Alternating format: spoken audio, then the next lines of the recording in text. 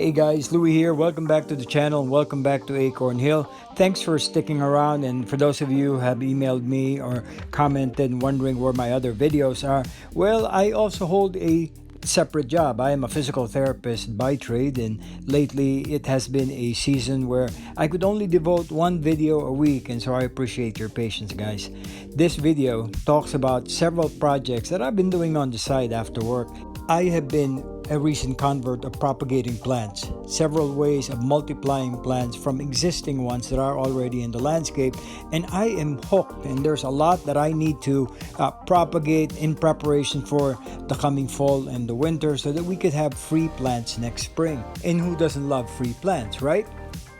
As you can tell from this video, I will be featuring how to propagate rosemary two ways. There's two different ways that I have learned to be very effective in putting them into the ground, and they all start from semi-ripe to softwood cuttings. So today, the type of propagation that we will do is propagation by, you guess it right, cutting all these little branches. Softwood cuttings, which can be taken out in the spring, or semi-ripe cuttings, which can be taken out in the summer, that's between March to August, is one of the best ways to multiply plants. We choose strong and the current season shoots, as they have the potential to root quickly and rapidly, grown into new plants. Rosemary is one of the easiest plants to take root. In my experience, as I have done this previously, they bulk up really quickly and I can pot them up by the autumn. So in this clip, let me show you how we do this. We take the summer cuttings by snipping off the top few centimeters of the new growth from the plants. We remove the bottom few leaves of each cutting and push it into a pot of moist but gritty compost. This is what I'm doing here. I'm stripping them off, making sure that all those little leaf nodes are all present, nice and clean, and all I do is dip them into this nice gritty, very loose open compost.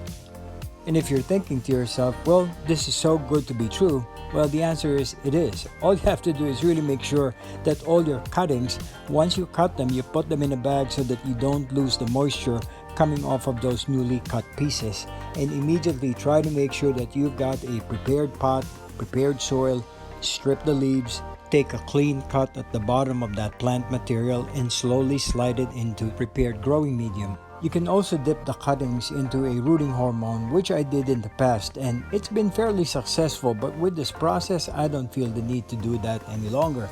Once we do this, we water it well and allow it to drain. We cover the pot with a clear plastic bag, such as a freezer bag, and we wrap an elastic band or anything similar just to make sure that we keep the humidity within the growing environment. From here, I chose a spot in the backyard where this spot will be out of direct sunlight. I have a potting table with some shading around it, so that would be the perfect spot where they will grow. From here on out too, I made sure that I check on the cuttings regularly.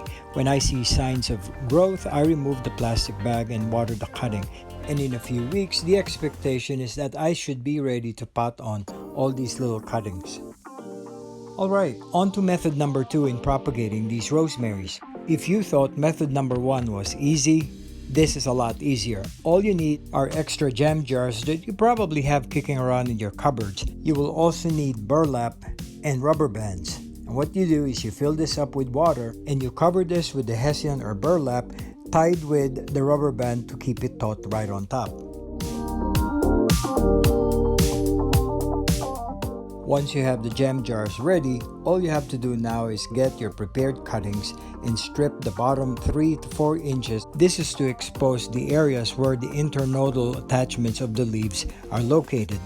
This is where all those growth hormones are located, so that when it gets into the water, those hormones, there will be a reaction, and over time, roots will develop coming off of those nodes. And each time you strip a cutting, that hessian or that burlap will act as an anchor, so that when you insert the twigs into the jar, they will be kept firmly secure, safe, nice and firm, and not wobbling around. One of the reasons why I like this method is you can stick in as many branches as you can in this one little jar, and what it gives you are little bunches. These are basically pre-made plants. And as they develop roots, all you have to do is take them out of this jar and plant them, plonk them in a pot, and you will have your own mini bush to begin with straight away. And after preparing mini jars, different ones, different sizes, this is what they look like. In the initial batch of what I prepared, I was able to get 6 or so different jars of different sizes of cuttings that are now ready to root up.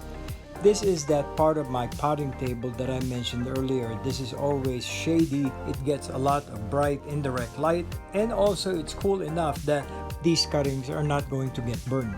Given the conditions that they are in right now, we're giving them a boost and a right start in life. Looking very good.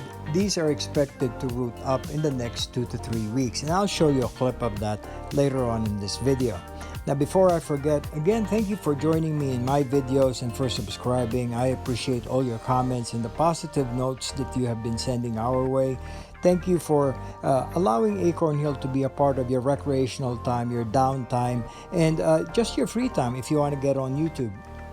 I shared a while ago that I am now propagating more and more plants that are already planted and established in our backyard, and I am hooked. I am addicted to it, and this is going to be the first of a series of different types of propagation techniques that I wanted to share with everybody out there.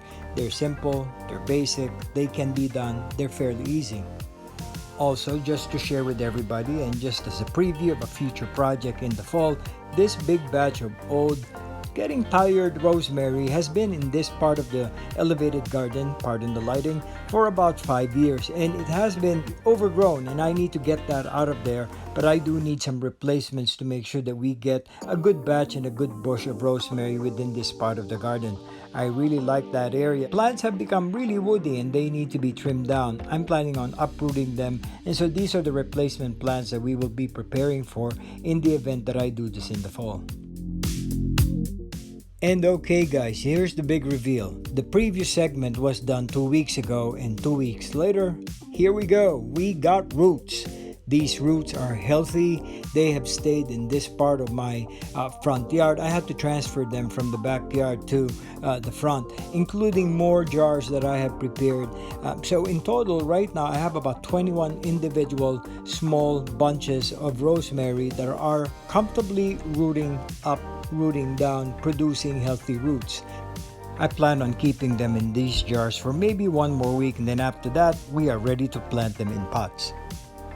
And there you have it guys. I hope you learned something new today. 2 ways, 2 methods of propagating plants from semi-ripe or softwood cuttings. And these are very easy to do. I hope you get to do them. I hope that you experiment not only with rosemary but also with other plants. And when you do, tell us about it. Share your experience so that we all could learn from each other. I don't know with you guys, but also these are nice enough that you could give them as gifts to your friends, to fellow gardeners, and who doesn't love free plants, right?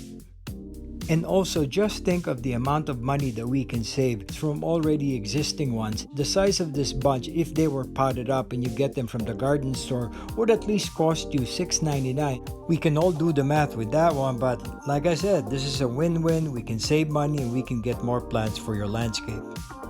And so I'd like to think by now I have sold you the idea. So go out there and get some free plants and get propagating. I'll see you again in the next video guys. For now, this is Louie enjoying all these newly propagated rosemaries, and we'll see you back here in Acorn Hill. Bye bye for now.